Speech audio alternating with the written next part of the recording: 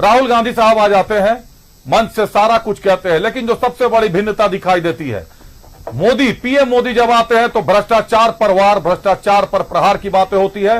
राहुल गांधी साहब आज मंच पर जाते हैं तो भ्रष्टाचार के बारे में एक शब्द नहीं बोलते हैं, जिससे कि पूरा झारखंड जल रहा है इसी भ्रष्टाचार की आग से। 300 करोड़ रुपए नगद पहले बरामद होते हैं धीरज साहू के ठिकानों से, जिस पर वो सफाई दे रहे हैं इनकम टैक्स के साथ क्या कार्रवाई चल रही है, पैसे फ्रीज हैं आज तक।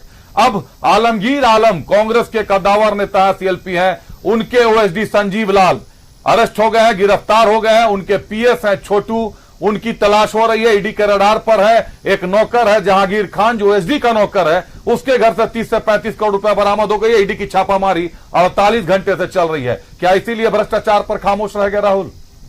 अभिषेक जी, आदरणीय राहुल गांधी जी का चाईबासा में कार्यक्रम आज हुआ और कार्यक्रम में एक चीज मैं सवाल करना चाहूंगा आदरणीय हमारे कांग्रेस के प्रवक्ता और जेएमएम के प्रवक्ता से कि आलमगीर आलम जी कहाँ थे? मंच में तो दिखे नहीं। सीएलपी लीडर हैं, उनको रहना चाहिए था, वो कहाँ थे? 30 करोड़ जो मिला है उस पर राहुल गांधी का बयान कहाँ आया? तो इस पर सबसे पहले ये लोग जवाब दे। भ्रष्टाचार के सवाल पर आप बहस करेंगे तो बहुत लंबा। अभी आप देखेंगे कि झारखंड को, अब चूंकि तथ्यों के आधार पर भी बोलूंगा और ये मैं जानता हूं कि झारखंड को दोनों हाथों से लूटने का काम किया जा रहा है। ये आप देख रहे हैं कि 25 करोड़ एक नौकर के घर से, झारखंड इतना अमीर तो नहीं हो गया, 35 करोड़ सॉरी, ओएसडी के नौकर के घर से 35 करोड़ रुपया मिलना। और राहुल गांधी जी चाईबासा में आके उस विषय पर जरा सा भी चर्चा नहीं किए और बात क्या कर रहे हैं कि 1 लाख रुपया मैं दूंगा करोड़ों महिलाओं को, 1 लाख मैंने लखपति बना दूंगा। तो आप उसको अगर 12 महीना में डिवाइड करेंगे तो 8,333 रुपया होता है। और झारखंड के आदिवासियों का अपमान करना कि आपको लखपति बना दूंगा। अब समझिए इस बात को कि लखपति शब्द का मतलब क्या होता है। लखपति मैंने लाखों में ट्रांजैक्शन हो, कमाई हो, 8,333 रुपया। वहीं पर मोदी जी ने इनसे पहले बहुत कुछ किया।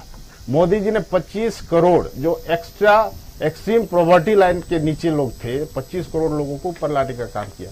आप आईएमएफ का रिपोर्ट भी देखिए कि 1% केवल बचा हुआ है जो गरीबी रेखा से नीचे है। तो 25 करोड़ लोगों को वो लोगों ने पहले, और उसके बाद आयुष्मान कार्ड जो जिसमें का नाम जुड़ने से इन लोग को डर लगता है और नक्सली और आतंकियों के समर्थन से हमेशा ये चुनाव जितना चाहते थे। रमाकांत जी आप तो कुछ कहना चाह रहे, विजय जी। हाँ, एक चीज जो कांग्रेस पार्टी और इंडी गठबंधन अभी जो चिल्ला के बोलती है कि सेंट्रल गवर्नमेंट ईडी के माध्यम से हम लोगों को परेशान कर रही है, एक चीज याद दिलाना चाहूंगा कि 2013 में नेशनल हेराल्ड का मामला हुआ जिसमें हाईकोर्ट, दिल्ली हाईकोर्ट ने उसको लिया। उस समय तो एनडीए की सरकार नहीं थी और आज राहुल गांधी और सोनिया गांधी बेल पर है। 11 में किन्मोंजी और ए राजा डीएमके के, इन्हीं के सहयोगी संगठन हैं, वो आय से अधिक संपत्ति में जेल गए। उस समय भी कांग्रेस की सरकार थी, एनडीए की सरकार नहीं थी। उसके बाद आप 2010 में सुरेश कलमाड़ी, 2007 में आप देखेंगे तो उन पर चार्ज लगा मुलायम सिंह यादव पर आय से अधिक संपत्ति का। और उसके बाद फिर शिबू सोरेन जेल गए, आपके लालू प्रसाद यादव जी 1997 में जेल गए। तो तमाम समय में एनडीए की सरकार नहीं थी। और ये भी क्लियर मैं करना चाहूंगा कि कांग्रेस पार्टी ने केस नहीं किया। याचिकाकर्ता ने जब कोर्ट में याचिका दायर किया तो कोर्ट कॉग्निजेंस लिया, इन लोग पर केस किया और सारे लोग जेल गए।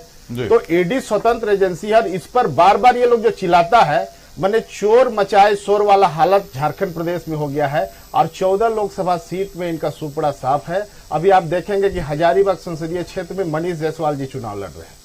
जसवंत सिन्हा जी भारतीय जनता पार्टी के पूर्व नेता, वर्तमान में कांग्रेस में है, टीएमसी में है, पता नहीं, लेकिन इंडी गठबंधन का वो राष्ट्रपति का कैंडिडेट थे।